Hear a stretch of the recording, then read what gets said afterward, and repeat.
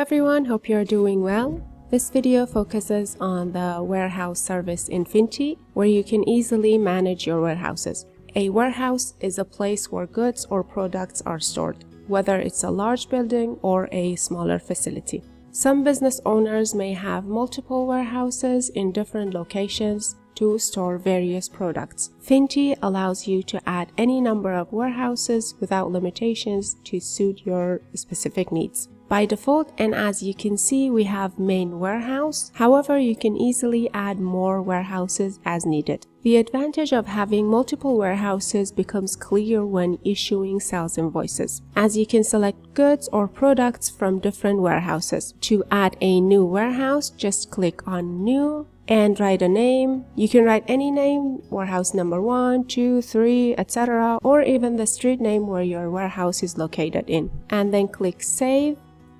As you see, warehouse number 1 is added to the list. It's important to note that the warehouse name won't appear on invoices, giving you the facility to choose any name you wish. And that's it. Thank you so much for watching this video. Bye.